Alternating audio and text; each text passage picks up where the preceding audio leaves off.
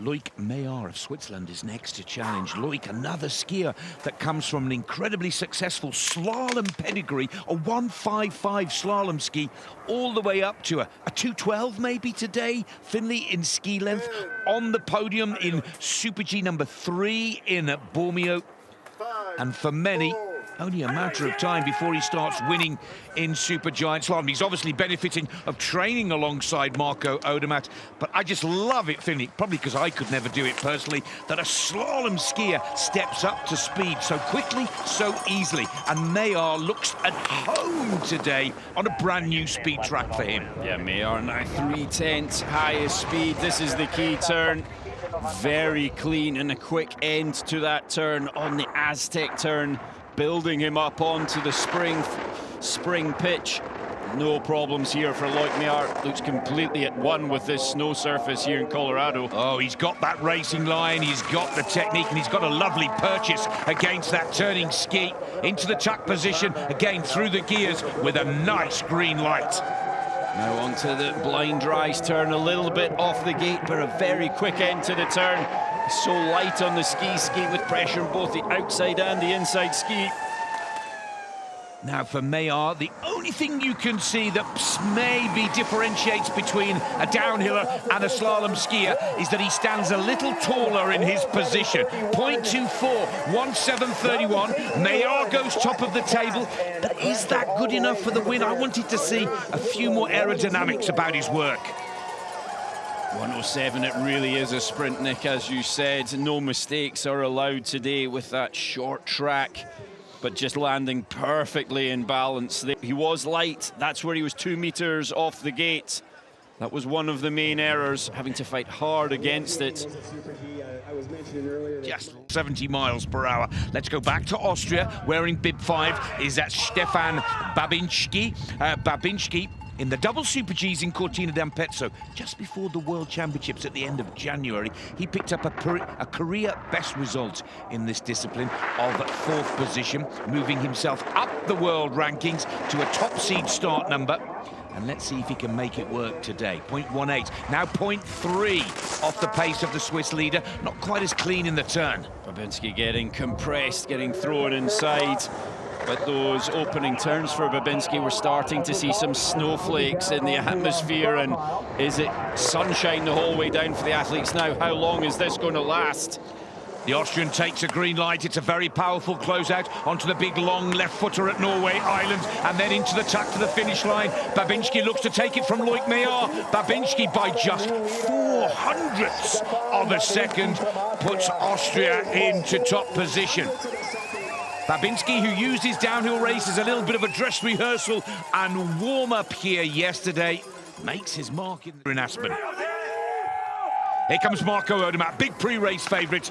Odermatt, of course, has won 4 out of 6 Super Gs on men's tour, and the 2 that he didn't win, he was 2nd and 3rd. Tough to bet against him, but it's got to be error-free, Finley. With this short race piste and track, there is no room for error whatsoever.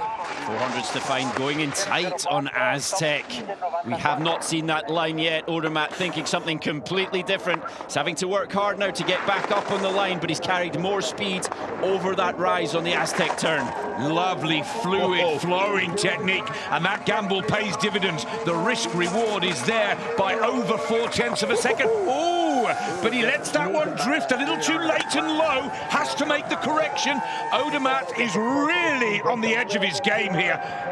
Very fast indeed. Look at the green light. 0.54. Again, Odermatt in a little bit of trouble. Full extension to keep the ski to snow contact. Onto the left foot closeout now. And Odermatt is looking good for yet another win and the title. Odermatt, 106.80. Almost half a second clear of the rest of the field. Odermatt well on his way to taking the Super G title for 2023.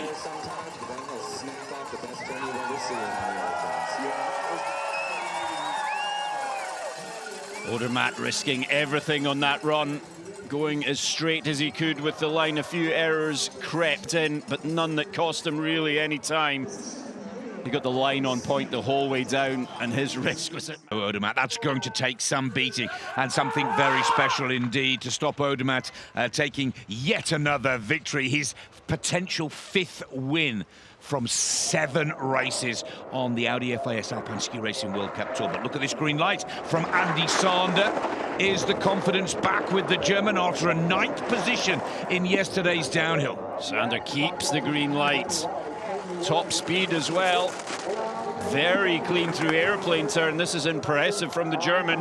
Never on the World Cup podium, never a winner in his career to date. World Championship medals, but it's never come together in World Cup competition. At 33 years of age, Andy Sander is in the form of his life, and this could be the first career podium. Final left foot turn around the Norway Islands, and now the German goes for the line, 106.80, and he's got him now!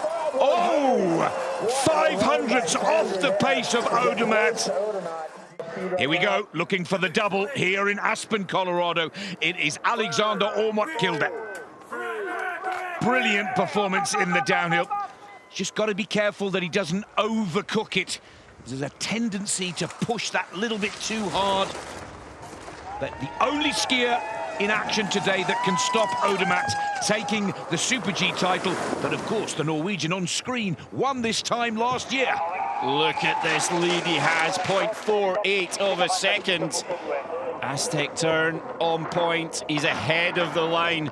So smooth. He really has the feel for the snow in Aspen. That's one on the tails. He had to muscle that one out. And that's where he's got to be careful. He loves to use those power reserves to get himself out of trouble, but often overloads the ski. And on these lower turns, again, there just needs to be a little more finesse, or he's in trouble. That summer roads, that's going to cost him a lot of that. What he's got left, is it going to be enough, those 1600s? Just a little too aggressive for my liking, Kilde. Let's let the clock settle this one. In comes the Norwegian, looking for the double, and Kilde has missed it. Kilde goes 3rd. He's been beaten by Odermatt today, and Odermatt, even though a real sportsman and gentleman, you can see how chuffed Odermatt was to have beaten yesterday's downhill winner. And that could well mean that Odermatt has won the Super G title. These are the errors again. Just a little bit compressed at the end of the turn for Kilde. And then the main error, the summer roads, double over the blind rise. Another one to go wide. And that's it. It's in the book. The 7th Super G of 8 to be contested has gone to Marco Odermatt.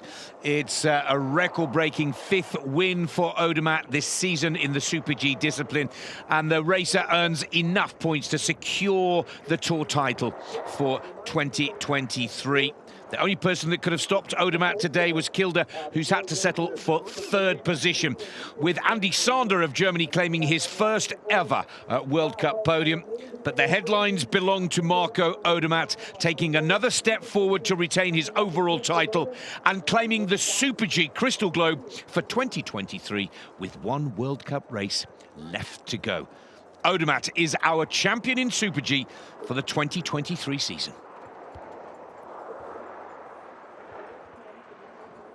Chris Lodler, who is the serviceman of Marco Odermatt.